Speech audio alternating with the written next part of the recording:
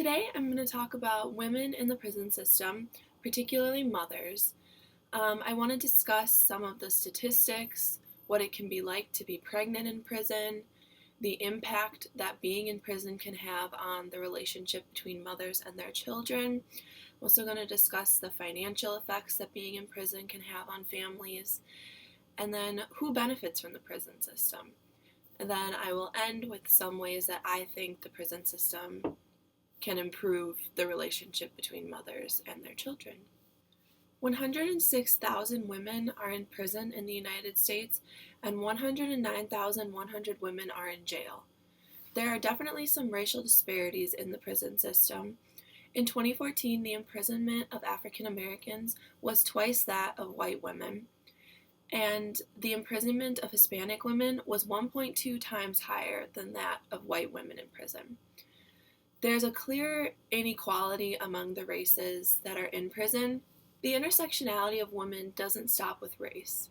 13% of women in federal prison and 24% of women in state prisons have some sort of mental disorder. The biggest issues among these women are depression, post-traumatic stress disorder, and substance abuse. Women have a higher need for mental health services each year, yet incarcerated men have access to more resources than women. Women have just as much of a right to access these services as men and deserve to have their needs properly treated regardless of their being in prison. They need to have their medical and health issues dealt with just as much as someone who is not in prison, if not more, because many women in prison have experienced hard times in their life leading to their imprisonment.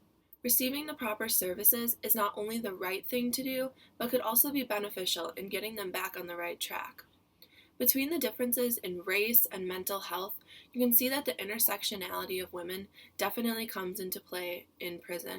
Women in prison are more than just women. They have many different parts that make them up, and each of these parts and cultures and even problems need to be addressed while they're in prison. Over 65,600 women in prison are mothers. The treatment of pregnant women varies among institutions. One major problem in some jails is the shackling of pregnant women while giving birth. The doctor was telling the officers to take my cuffs off, and they did not do it. So I gave birth while still shackled to the bed.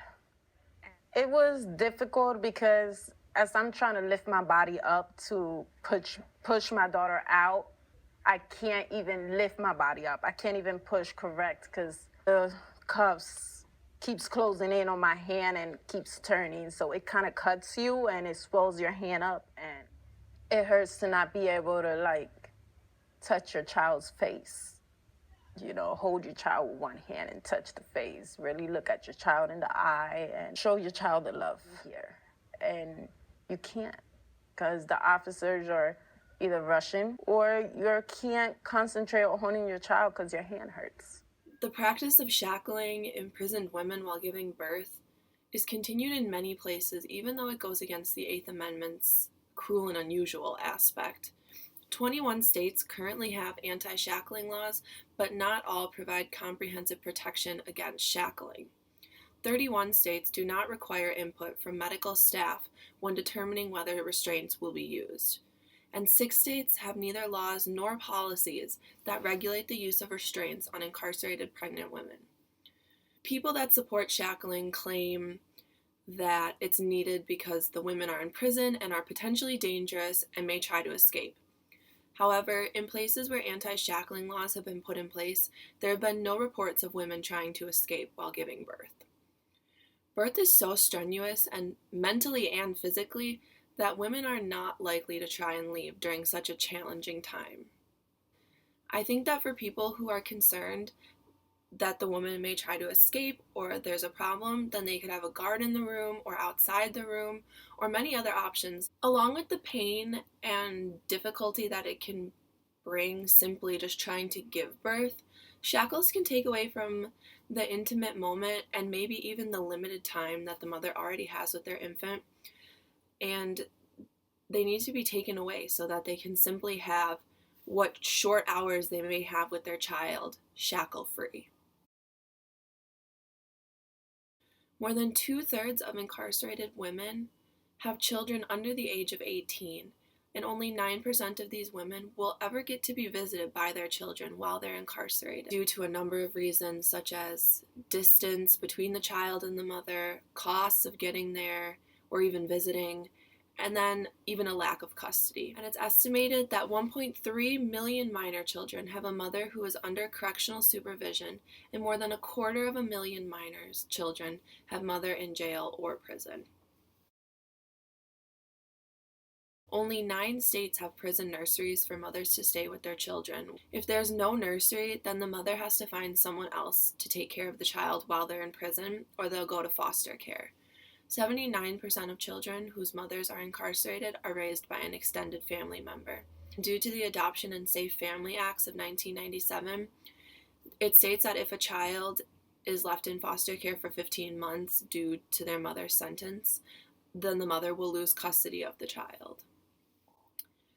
These laws, while they may be helpful in some situations, can definitely increase the difficulty in trying to maintain a connection between a mother in prison and her child. Many mothers want contact with their children, and it's even proven to be beneficial to a mother while in prison to have contact with her child. On top of the struggles of simply being apart from their children, financial effects also greatly impact the family. Based on a report done by the Ella Baker Center for Human Rights, there are many new financial struggles that the family of someone incarcerated can be faced with quickly. They lose the income of the person who was sent to jail. They have to pay court fees and bills, and they even have to pay to visit their loved one. Of the 712 families interviewed in the study, 65% said they had trouble affording food, rent, and basic necessities, and 20% said they had to take out loans to cover the court fees. The average amount of the expenses from these families interviewed was $13,000. They found the majority of the money that was to help pay for the incarcerated woman fell onto the shoulders of other women in the family. This really showed that even when women themselves are not incarcerated, but a woman in the family is, those responsibilities still fall onto the women in the family more than the men. The financial struggles are extreme while in prison, but they don't end after someone is released. Most people cannot find work once they are released from prison because they have a criminal record for the rest of their lives. Who benefits from this? Why are the costs so extreme to be in prison? There are many companies and the jail industry itself that take money from families and make prices incredibly high to increase their own intake. There are banking companies such as JPay that charge a large fee up to 45% for someone to send money to someone in prison. The state can also take money from families or inmates for court fees or for savings accounts.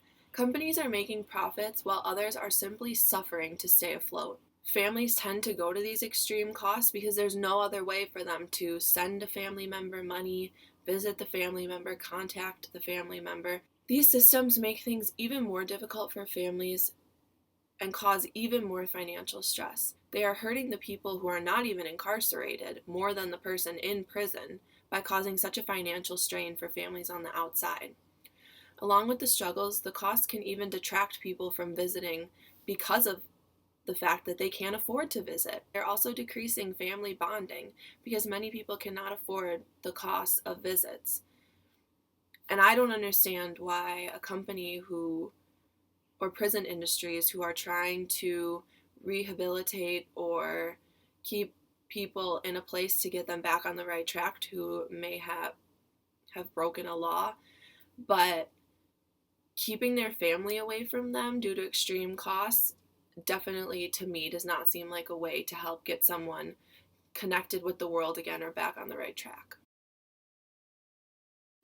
I believe that the anti-shackling laws need to be put in place immediately. Along with these laws, I think that they should create more prison nurseries, allowing mothers to be with their children for as long as possible. If the mother wants the child, spending that time with their newborn baby is not only beneficial to the infant, but it may also help keep the mother focused and on the right track while she's in prison.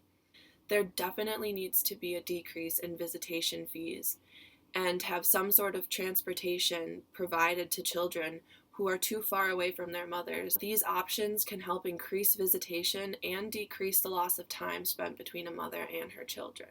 Another way I think that the financial strain can be somewhat lifted is to decrease the amount of crimes that send people to prison and reduce the sentencing for certain crimes.